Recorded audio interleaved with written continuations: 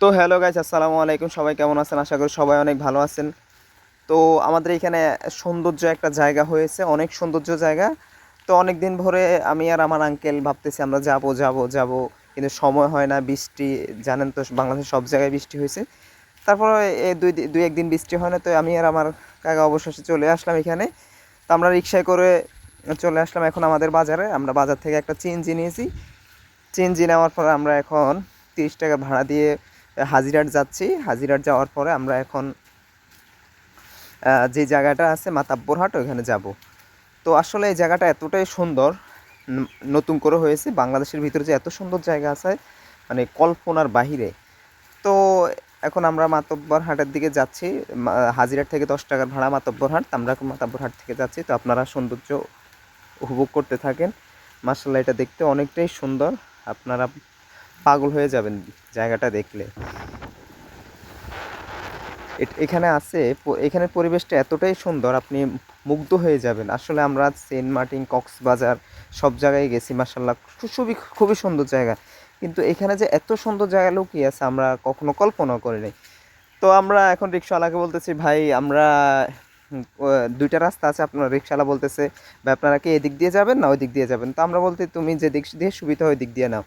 তো আপনারা দেখতেছেন এখানে সৌন্দর্যগুলো উপভোগ করেন। এখানে যারা যারা ব্লগ করতে চান বা শুটিং করতে চান, বা যারা পর্যটক দেখার জন্য আসতে চান, তাহলে আপনারা এই জায়গাটা আসতে পারবেন।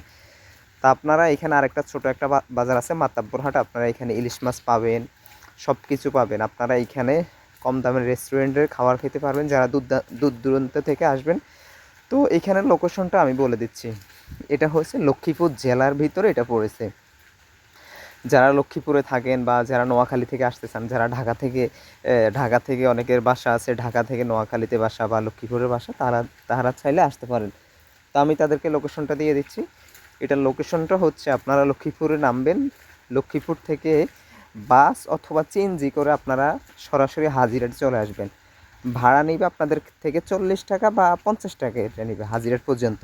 চেঞ্জি অথবা বাস হয়তো 5 টাকা এদিক সেদিক হবে।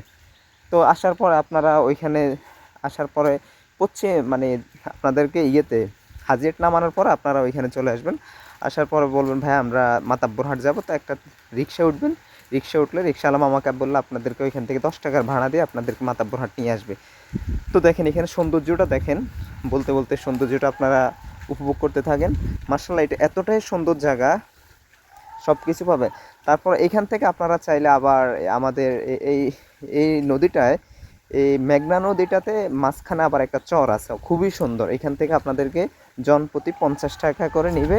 আপনারা নৌকা ভ্রমণ করে চরে যেয়ে আপনারা আনন্দ করবেন, দেখবেন। সৌন্দর্য দেখার পর আপনাদেরকে আবার ওরা নিয়ে আসবে। আপনারা 2 ঘন্টা থাকেন, 3 ঘন্টা থাকেন, ওরা আবার আপনাদেরকে নিয়ে আসবে।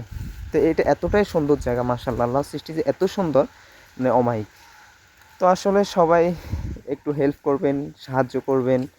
সাহায্য বলতে কি, সবাই আমাদেরকে একটু সাপোর্ট দিবেন, সাবস্ক্রাইব করবেন। এটা আমাদের প্রথম ব্লগ, জানি না কেমন হয়েছে। আপনারা যদি আমাদের ভিডিওটা দেখেন বা উৎসাহ পান, বা যদি এখানে আসতে চান, ইনশাল্লাহ চলে আসেন।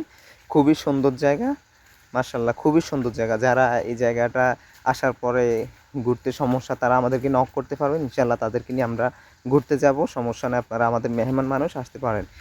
আর এই জায়গাটায় অনেকে ছোট ছোট শর্ট ফিল্ম করতে চাচ্ছে, তো অনেকে আসে এখানে করার জন্য, আমাদের কাছ থেকে লোকেশন চায়, ভাই এই জায়গাটা কোথায়। দেখার মতো একটা জায়গা আসলে ভাই।